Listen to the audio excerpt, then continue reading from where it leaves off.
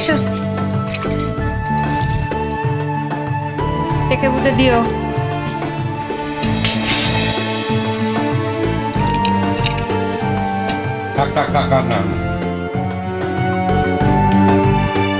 থাক, আমাকে তো ইনস্ট্রাকশনস দেওয়ার কোনো দরকার নেই। আমি জানি দুপুরবেলা একজন সুস্থ মানুষ ঠিক কতটা ভাত খেতে পারে।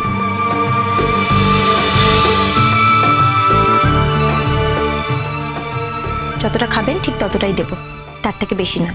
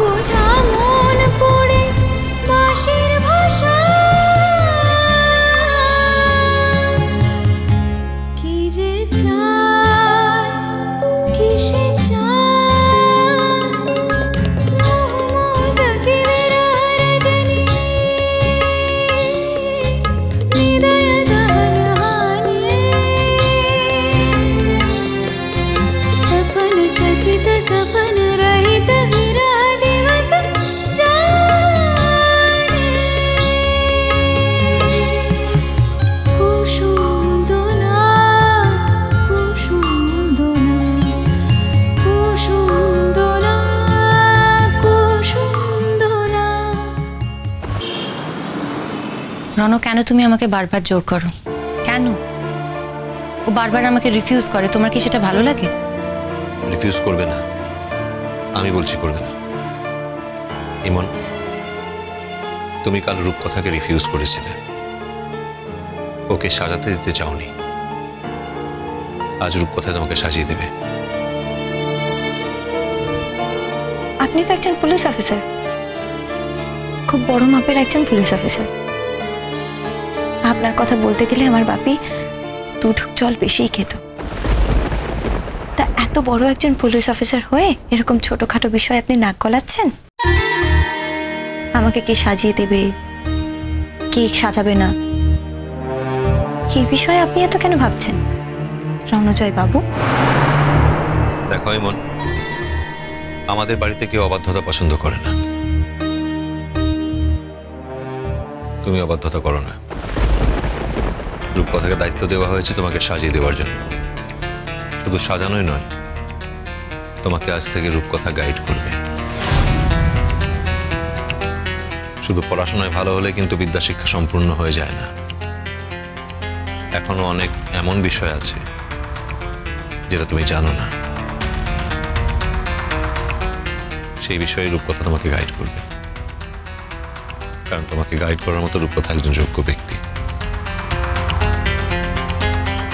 আর যেহেতু কাল তুমি রূপকথাকে রিফিউজ করেছিলে, তাই যাতে আজ তুমি রিফিউজ না করতে পারো,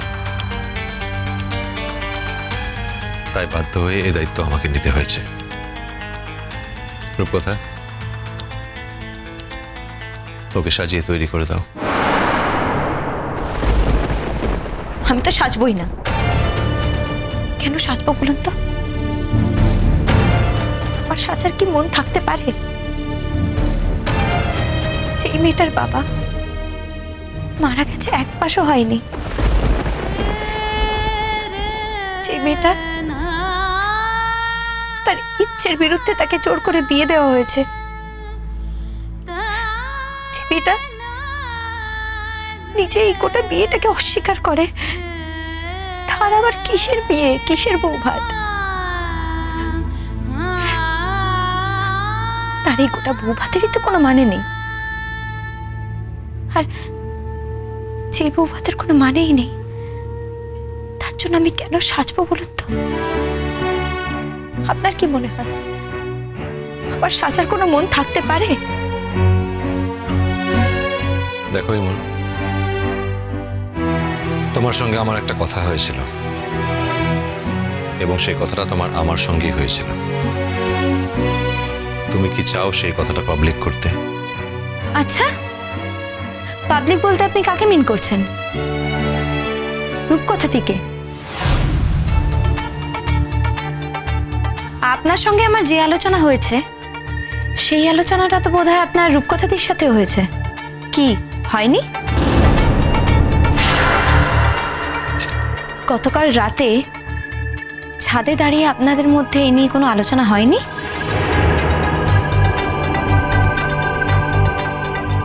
ইমন,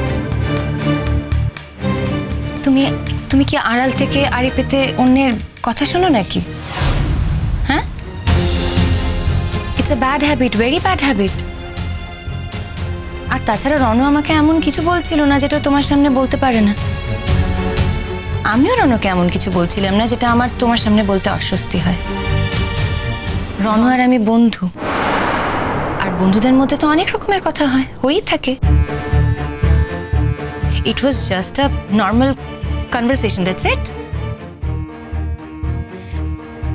তুমি আমাকে এত ব্যাখ্যা কেন দিচ্ছ বলো তো?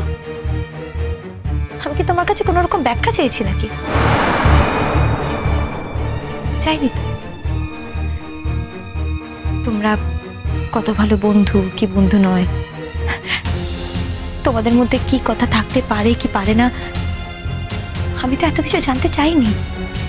তাই আমাকে প্লিজ অন্তত এইসব কথা শোনাতে এসো না। আর হ্যাঁ শোনো, লুকিয়ে আড়ি পাতার অভ্যেস কিন্তু আমার নেই।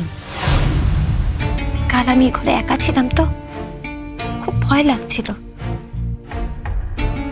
তাই আমি ভাবলাম যে একটু বাইরে যাব। কিন্তু বাইরে বেরোতে গিয়েই দেখি যে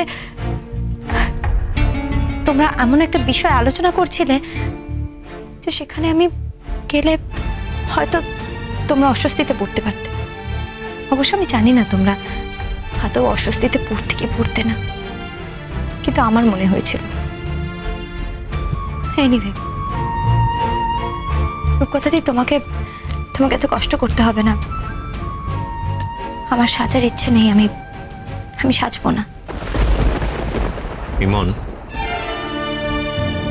অনেক কম্প্রোমাইজ কিন্তু জীবনে আমাকেও করতে হয়েছে।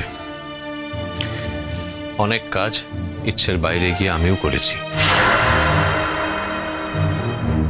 আমাকেও জোর করে গায়ে হলুদ দেওয়া হয়েছিল আমার ইচ্ছের বাইরে। আমাকেও বিয়ের সাজ পরে বিয়ের পিড়িতে বসতে বাধ্য করা হয়েছিল আমার ইচ্ছের বাইরে।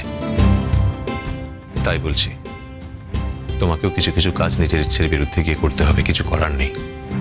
বোঝার চেষ্টা করো। সেই কাজগুলো আমাদের জীবনে করতে হয় লোকের ইচ্ছেকে সম্মান জানানোর জন্য, তাদের সেন্টিমেন্টকে সম্মান জানানোর জন্য। আমি তোমাকে আগেও বলেছিলাম আমাদের এই বাড়ি একটা কনভেনশনাল বাড়ি। তুমি যদি আজ সাজগুজ না করে এইভাবেই বাইরের লোকের সামনে গিয়ে দাঁড়াও তাহলে হয়তো আমার কিছু আসবে যাবে না, কিন্তু আমার বাড়ির লোকজন তারা সেটা মেনে নিতে পারবে না। তাই বলছি, তুমি যখন এই বাড়িতে থাকতে এসেছো, এই বাড়ির কিছু ডেকোরাম আছে যেটা তোমাকে মেনে চলতে হবে। Please try to understand. দেখো, আমি জানি তুমি তোমার বাবাকে প্রত্যেক মুহূর্তে মিস করো। তুমি তোমার ইচ্ছের বিরুদ্ধে বিয়েতে বসতে বাধ্য হয়েছো, কিন্তু সেটা তো কোনো নতুন কথা নয়। তুমি এমন তো কোনো নতুন কথা বলনি আমাকে যেটা আমি আগে জানতাম না। অতএব আমি যখন তোমাকে বলছি যে সাজগোজ করে বাইরে আসো, তাহলে তার নিশ্চয় কোনো কারণ থাকতে হবে। অকারণে লোককে কথা বলার সুযোগ দিও না ইমন।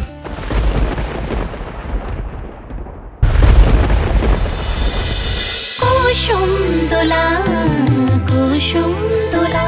চলো চলো চলো চলো চলো পাল্টাই।